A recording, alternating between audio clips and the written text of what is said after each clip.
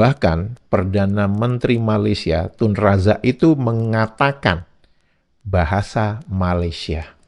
Ini adalah bukti sejarah betapa tidak konsistennya Maledes dalam menamakan bahasa kebangsaan mereka.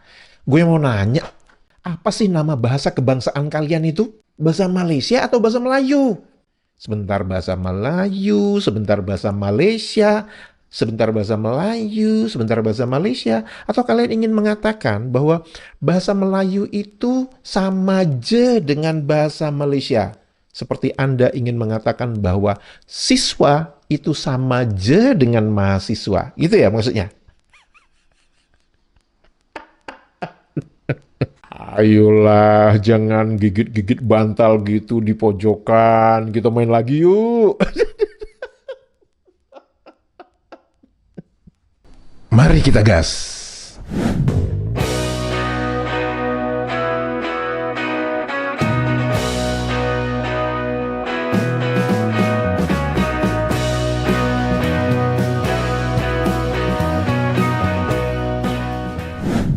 Halo, apa kabar semuanya teman-teman? Semoga kita semua dalam keadaan sehat walafiat. Amin ya robbal alamin. Selamat datang di kanal ini, kanal yang berbicara tentang perbandingan kosakata menurut Kamus Besar Bahasa Indonesia dan Kamus Bahasa Indonesia versi Maledes. Semoga informasi tersebut bermanfaat untuk warganet Indonesia. Teman-teman, untuk video kali ini agak sedikit berbeda karena saya tidak akan berbicara secara khusus tentang kosakata, namun untuk video kali ini saya akan berbicara tentang sejarah ejaan bahasa Indonesia. Kemudian nanti saya akan mengaitkan dengan perkembangan sejarah ejaan bahasa Maledes.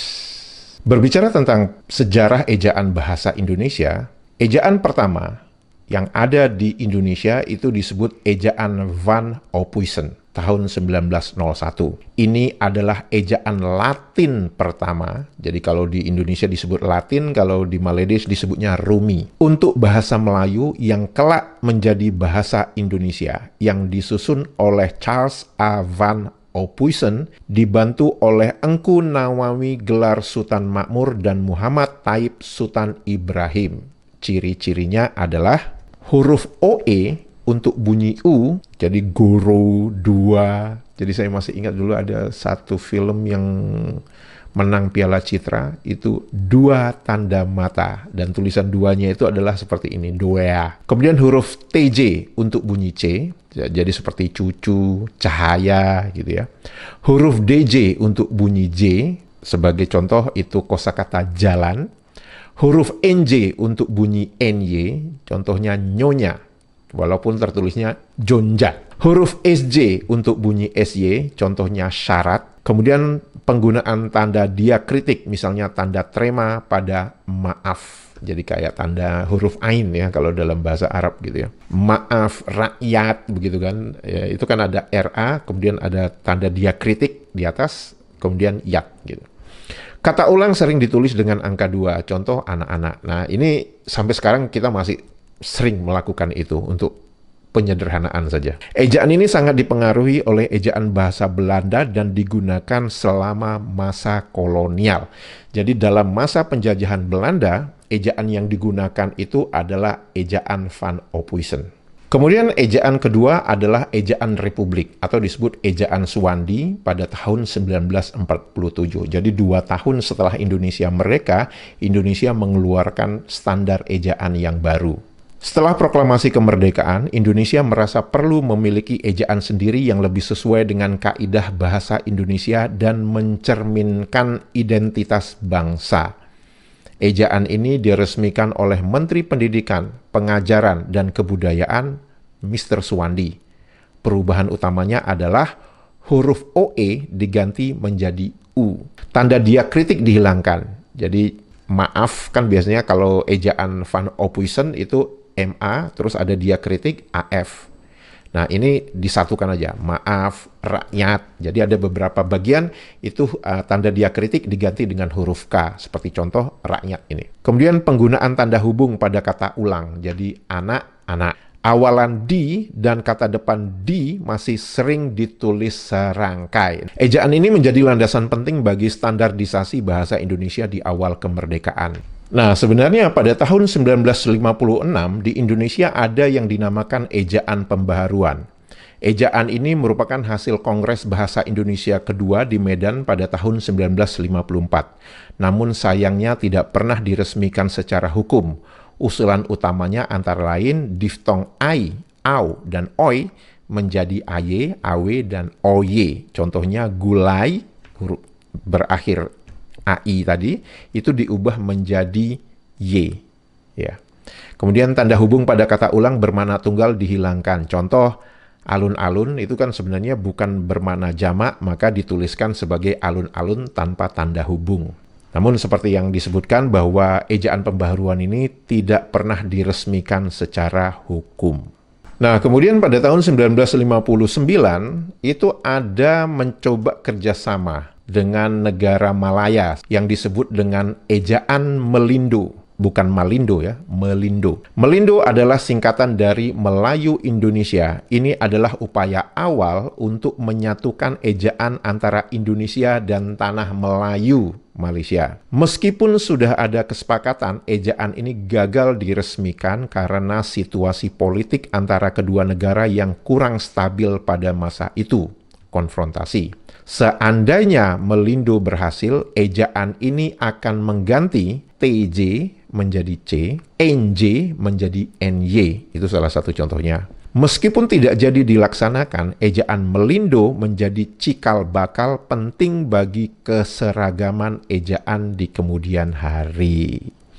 Dan ini adalah cikal bakal dari betapa Maledes butuh validasi dari Indonesia. Masih berbicara tentang perkembangan ejaan bahasa Indonesia di Indonesia. Pada tahun 1967 ada yang dinamakan Ejaan Lembaga Kesusastraan dan Bahasa. Ejaan ini merupakan rancangan ejaan baru yang disusun oleh Lembaga Kesusastraan dan Bahasa. Sekarang menjadi Pusat Bahasa pada tahun 1966. Ejaan ini juga belum diresmikan secara penuh, namun menjadi dasar bagi penyusunan ejaan yang disempurnakan. EYD. Akhirnya muncullah yang dikatakan Ejaan Bahasa Indonesia yang disempurnakan, EYD. EYD diresmikan pada tanggal 16 Agustus 1972. EYD menyatukan banyak kaidah yang diusulkan sebelumnya dan menjadi pedoman resmi yang kokoh. Perubahan paling signifikan adalah penyelarasan huruf TJ menjadi C, DJ menjadi J, NJ menjadi NY, SJ menjadi SY, CH menjadi KH. Kemudian penggunaan huruf F, V, Z diresmikan. Pembedaan penulisan awalan di dan kata depan di. Seperti misalkan penulisan burung itu dimakan oleh ular dengan saya makan di rumahmu. Jadi penulisan huruf D-nya itu udah berbeda. Penulisan kata ulang yang konsisten, aturan penulisan huruf kapital, cetak miring, dan tanda baca yang lebih jelas. EYD 1972 adalah langkah monumental dalam pembakuan bahasa Indonesia. Nah, yang seperti saya ucapkan di awal dari video ini, saya ingin mengaitkan perkembangan ejaan bahasa di Indonesia dengan perkembangan ejaan bahasa di Malaysia. Hubungan antara ejaan bahasa Indonesia dan bahasa Melayu Malaysia sangat erat, berakar pada kesamaan linguistik dan upaya bersama untuk standarisasi. Dasarnya adalah kesamaan asal mula. Kesamaan asal mula bukan berarti sekarang kita masih sama. Baik bahasa Indonesia maupun bahasa Melayu Malaysia berakar dari bahasa Melayu yang telah lama menjadi lingua franca di kawasan Nusantara. Oleh karena itu, secara fonologi dan morfologi, kedua bahasa ini mempunyai banyak kesamaan. Namun karena perbedaan pengaruh kolonial Belanda di Indonesia, Inggris di Malaysia, dan perkembangan politik masing-masing negara, ejaan awal mereka berkembang secara terpisah. Indonesia di bawah pengaruh Belanda, ejaan cenderung mengadopsi sistem ejaan Belanda, misalnya OE tadi, itu ejaan Van Ophuijsen, TJ, DJ. Sedangkan di Maledes, di bawah pengaruh Inggris, ejaan cenderung mengadopsi sistem ejaan Inggris dan kemudian distandardisasi oleh tokoh seperti Zaba. Ejaan Zaba misalnya menggunakan CH untuk bunyi C, SH untuk bunyi SY, dan J untuk bunyi J. Nah, mari kita lihat apa saja upaya penyelarasan yang dilakukan antara Indonesia dan Malaysia. Ejaan Melindo dan ejaan Rumi bersama. Rumi itu maksudnya Latin ya. Kesadaran akan perlunya keseragaman ejaan untuk memudahkan komunikasi dan mempererat hubungan serumpun sudah muncul sejak lama. Jadi, terminologi serumpun ini memang selalu digaung-gaungkan dari dulu ya. Padahal apakah warga net Maledes mau dikatakan serumpun dengan rakyat Papua? Ejaan Melindo tahun 1959. Seperti yang disebutkan, ini adalah upaya pertama yang signifikan untuk menyatukan ejaan. Meskipun gagal diresmikan karena faktor politik, semangat untuk menyelaraskan ejaan tetap ada. Kemudian, ejaan Rumi bersama. Ejaan bersama bahasa Melayu Indonesia pada tahun 1972. Ini adalah puncak dari upaya penyelarasan ejaan. Pada tanggal 16 Agustus 1972, bersamaan dengan peresmian ejaan yang disempurnakan di Indonesia, Malaysia juga meresmikan sistem ejaan Rumi baharu bahasa Malaysia. Kedua sistem ejaan ini memiliki banyak kesamaan dan merupakan hasil dari kesepakatan yang kuat. Nah, tujuan utama ejaan Rumi bersama adalah untuk mencapai keselarasan penulisan antara kedua bahasa, terutama dalam hal konsistennya penulisan huruf, penggunaan C, J, NY, SY, KH yang sama di kedua negara. Penulisan diftong dan gabungan vokal konsonan yang lebih seragam. Saya akan menunjukkan nanti perubahan-perubahannya, baik dari ejaan Zaba maupun dari ejaan Suwandi. Mari kita bicara kaitan antara EYD 1972 dengan ejaan di Malaysia. Ada kaitan erat antara ejaan bahasa Indonesia yang disempurnakan EYD 1972 dengan ejaan bahasa Melayu Malaysia.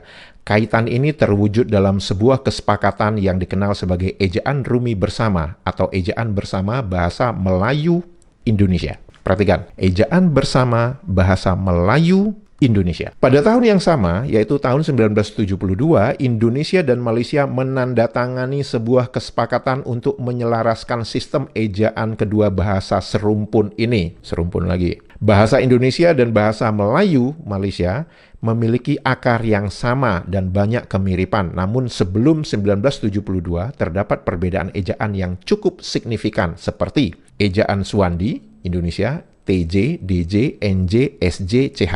Ejaan Zaba, CH, SH, TH, NG, NY. Dengan adanya ejaan Rumi bersama, kedua negara sepakat untuk menggunakan sistem ejaan yang lebih seragam, yang pada dasarnya mengadopsi banyak prinsip dari ejaan yang disempurnakan 1972 di Indonesia. Jadi, ejaan Rumi bersama itu sebenarnya banyak mengadopsi dari EYD-nya Indonesia. Beberapa contoh penyesuaian yang terjadi. Mari kita baca bersama. Perubahan CH menjadi KH untuk bahasa Indonesia dan perubahan CH menjadi KH untuk bahasa Malaysia.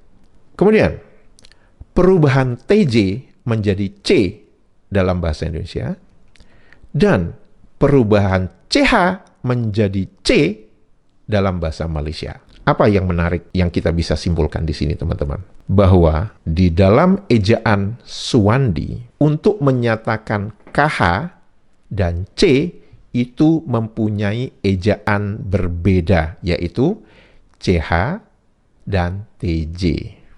Sedangkan menurut ejaan Zaba Malaysia, untuk pengucapan KH dan C itu dituliskan dengan huruf yang sama, yaitu apa? CH dua-duanya. Jadi sebenarnya yang bingung itu Maledesh. Karena itu mereka ingin menyeragamkan katanya dengan Indonesia. Padahal mereka sedang mencari cara bagaimana untuk membedakan penulisan bunyi KH dan C. Karena dari ejaan Zaba itu mempunyai penulisan yang sama, yaitu CH. Sedangkan di Indonesia itu berbeda penulisannya.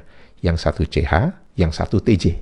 Ya, itu fakta itu. Sekarang, saya ingin membawa teman-teman kepada suatu video. Video ini adalah sejarah yang tidak terbantahkan. Video ini dibuat oleh Finas. Finas ini adalah lembaga resmi pemerintah untuk perfilman Malaysia. Video ini menunjukkan bagaimana upacara peluncuran ejaan Rumi bersama di Maledesh. Mari kita lihat bersama videonya, teman-teman.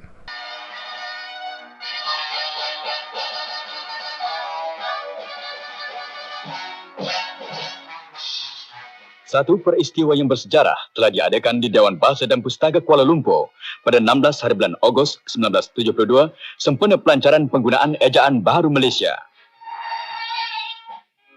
Majlis yang berwarna-warni ini telah dihadiri oleh pembesar-pembesar negara, di antaranya Yang Amat Berhormat Tun Haji Abdul Razak, Perdana Menteri Malaysia, Tun Dr. Ismail, Timbalan Perdana Menteri, Datuk Haji Hussein On, Menteri Pelajaran Malaysia, Tan Sri Jeneral Talib, Duta Besar Indonesia di Malaysia pada masa itu, menteri-menteri, duta-duta, orang-orang kenamaan, dan ahli persuratan dari segala peringkat yang diundang. Satu upacara yang serupa telah dilancarkan juga di Jakarta, Indonesia. Pada waktu yang ditentukan, bunyi kompang pun bergema di luar Dewan, menandakan ketibaan dokumen persetujuan antara Malaysia dan Indonesia tentang penggunaan ejaan baru itu.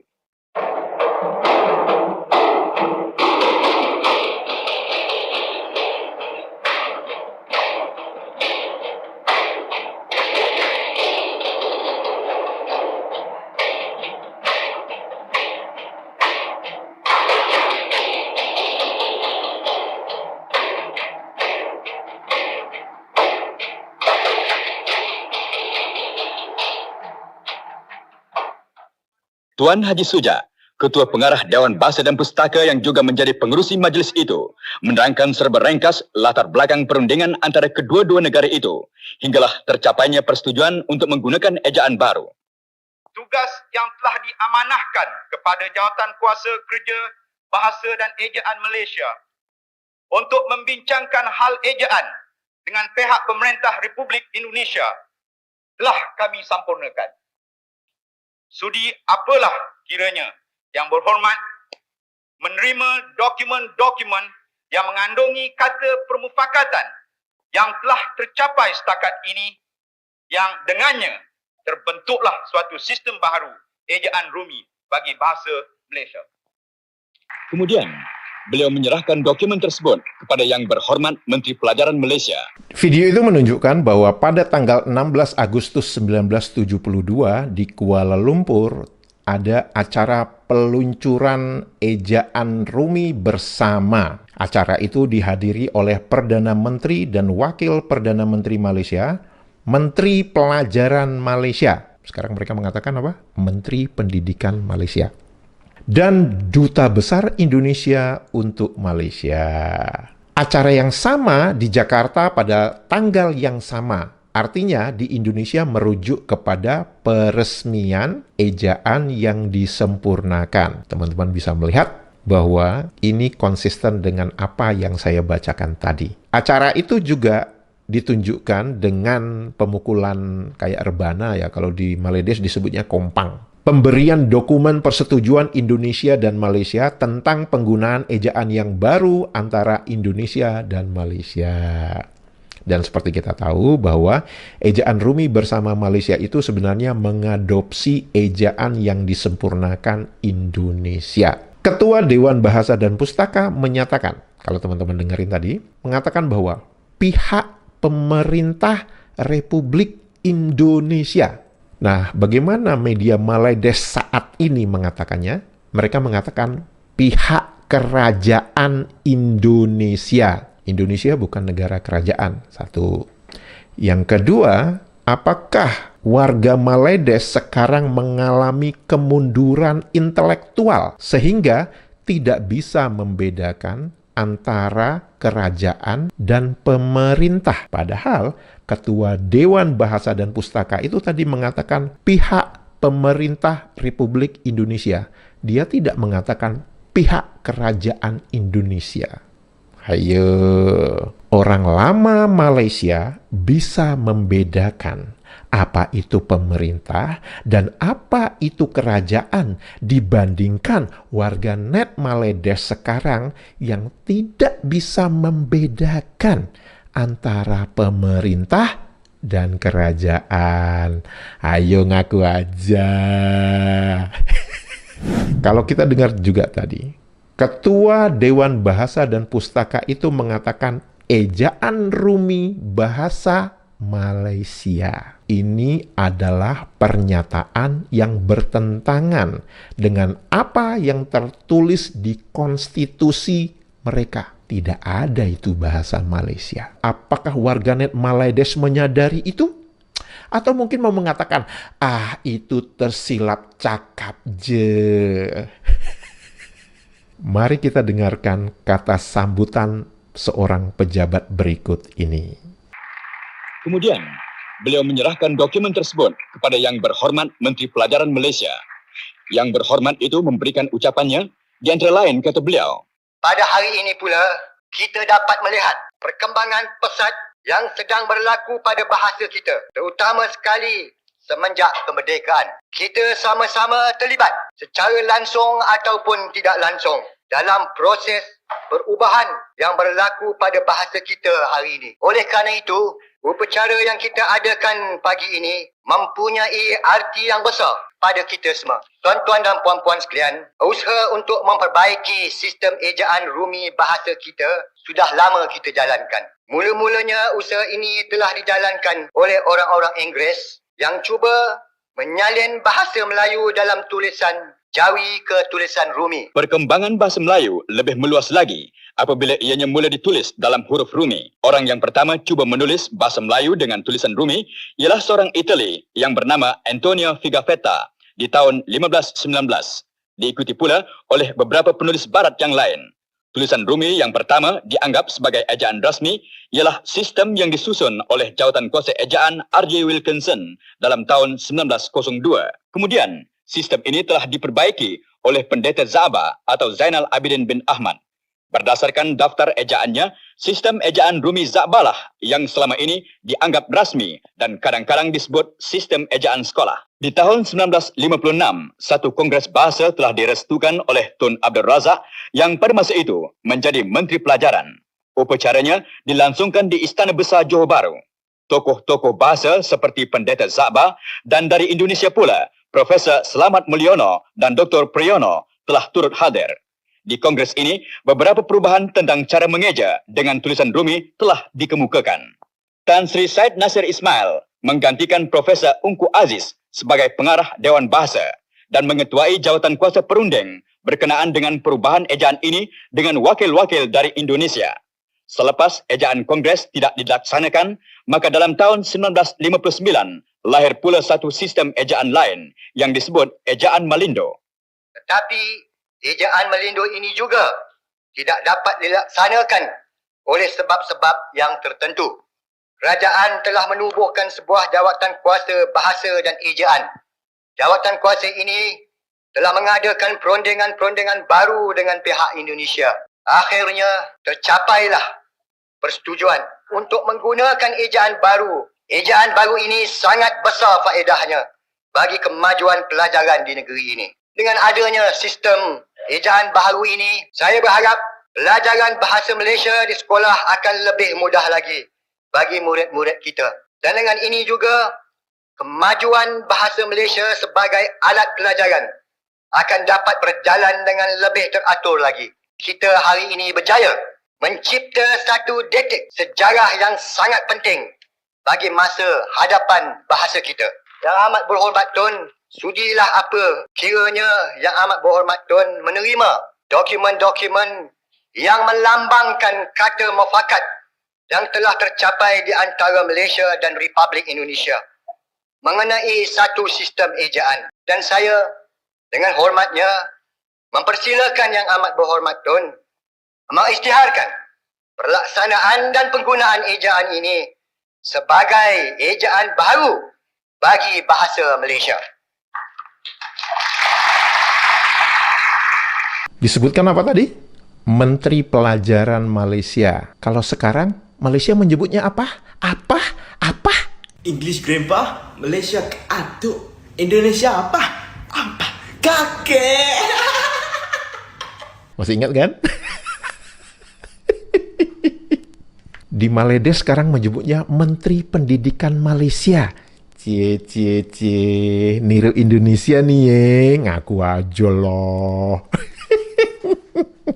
Menteri Pelajaran Malaysia itu mengatakan bahwa perkembangan ejaan Rumi dalam bahasa Malaysia itu dimulai dari tahun 15 berapa gitu ya, oleh orang Itali, kemudian tahun 1901 oleh R.J. Wilkinson. Nah, R.J. Wilkinson ini juga membuat kamus bahasa Melayu klasik. Kosakata yang ditulis di dalam Kamus Bahasa Indonesia versi Maledes edisi pertama tahun 1970 itu mengambil kosakata Melayunya itu dari R.J. Wilkinson ini. Kemudian ejaan Rumi itu diperbaiki oleh Za'ba. Ejaan Za'ba itu dianggap ejaan Rumi yang resmi. Pada tahun 1959 itu pertama kali ada kerjasama antara Indonesia dan Malaya, di mana mereka sepakat ingin mengadakan yang namanya ejaan Melindo. Namun tidak dapat dilakukan karena konfrontasi antara Indonesia dan Malaysia. Lantas apa yang dilakukan oleh Maledes? Menunggu Indonesia.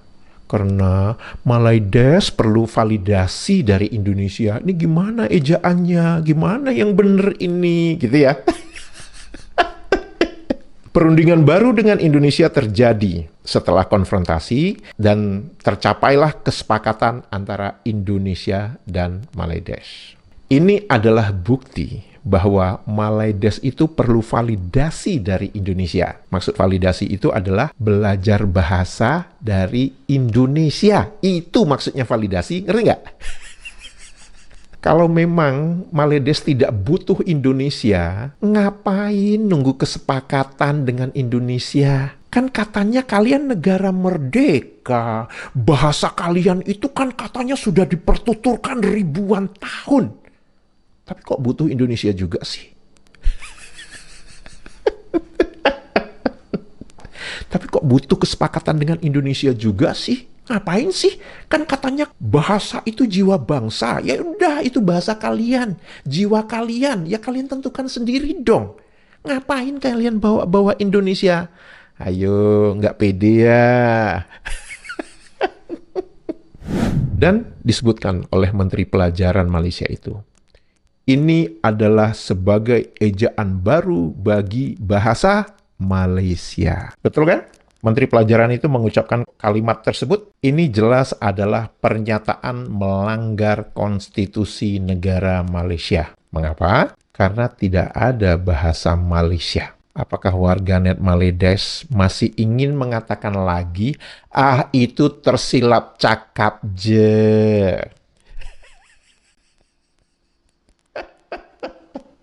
Mari kita dengarkan kata sambutan dari Perdana Menteri Malaysia, Bapak Abdul Razak. Bapak Abdul Razak ini adalah bapak dari mantan Perdana Menteri Malaysia, Najib Tun Razak, yang terlibat skandal mega korupsi 1 MDB itu. Ya. Sebagai ejaan baru bagi bahasa Malaysia. Yang Amat Berhormat Perdana Menteri menerima pula dokumen yang bersejarah itu. Beliau kemudian berucap bagi melancarkan penggunaan ejaan baru itu ke seluruh tanah air. Di antara lain-lain kata Perdana Menteri, yang dikatakan oleh Yang Berhormat Menteri Pelajaran tadi, usaha nak mengadakan sistem baru ini dah lama dijalankan.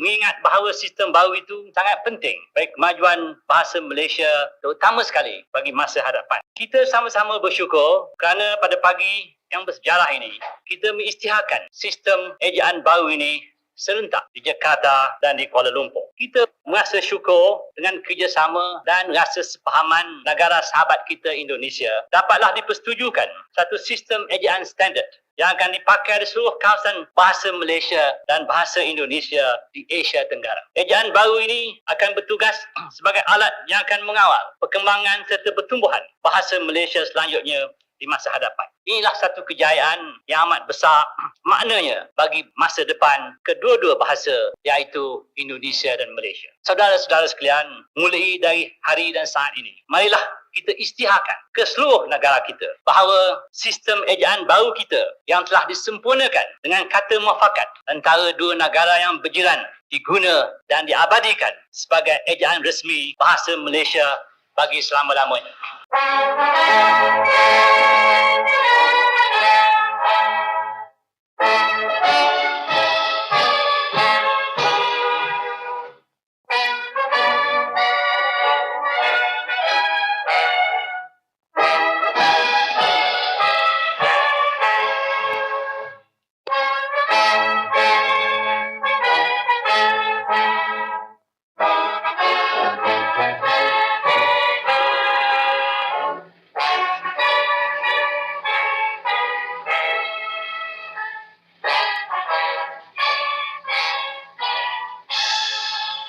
Saya yakin teman-teman pasti mendengarkan.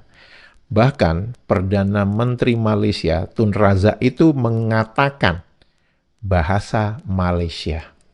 Ini adalah bukti sejarah betapa tidak konsistennya Maledes dalam menamakan bahasa kebangsaan mereka.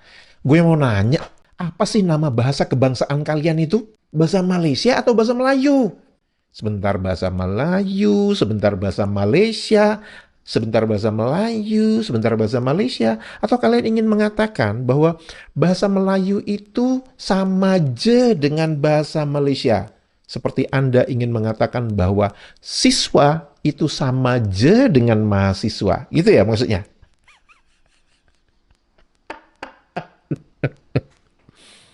Ayolah, jangan gigit-gigit bantal gitu di pojokan. Kita main lagi yuk.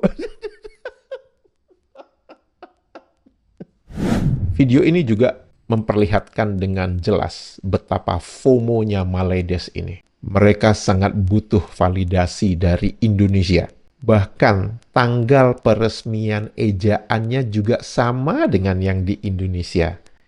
Di Indonesia, ejaan yang disempurnakan diresmikan pada tanggal 16 Agustus 1972. Maledes dengan mengganti nama menjadi Ejaan Rumi Bersama, yang sebenarnya itu mengadopsi ejaan yang disempurnakan di Indonesia, juga meresmikan ejaan itu pada tanggal 16 Agustus 1972. Adik ini mau ikut-ikutan abang ya. Disebutkan juga oleh Perdana Menteri Malaysia, Malaysia bersyukur karena Indonesia mau bekerja sama dengan Malaysia dan kesepakatan tentang ejaan yang baru, di mana pada dasarnya ejaan baru di Maledes itu mengadopsi ejaan yang disempurnakan milik Indonesia. Sebagai intermezzo, mari kita dengarkan puisi atau deklamasi yang diucapkan ketika peresmian ejaan Rumi Bersama, yang sebenarnya ejaan yang disempurnakan di Kuala Lumpur ini. Maruah suatu bangsa adalah kemerdekaannya. Kekuatan suatu bangsa adalah rakyatnya. Suara bicara suatu bangsa adalah pemimpinnya. Kepribadian suatu bangsa adalah kebudayaannya. Saya tidak ingin membahas isi puisi atau deklamasi tersebut. Saya hanya ingin memperdengarkan dan menunjukkan kepada teman-teman semua bahwa ketika warga Maledes bernyanyi atau membacakan puisi, maka pengucapan huruf A di akhir kosakata itu sama persis seperti bagaimana warga negara Indonesia mengucapkan A.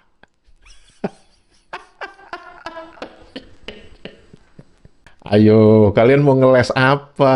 Kalian ingin mengatakan apa? Oh, itulah penggunaan bahasa Melayu standar. Gitu ya kalian ya? Jadi maksud lo, kalau lu ngomong itu tidak menggunakan bahasa Melayu standar ya.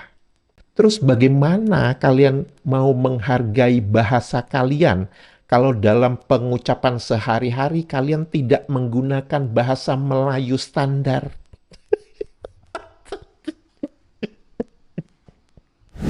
Berbicara tentang pengawasan kualitas atau quality control yang lemah, dan saya sudah bicarakan kepada teman-teman ya, banyak contoh-contoh kosakata di dalam Kamus Bahasa Indonesia versi Maledes yang menunjukkan itu adalah quality control yang sangat lemah.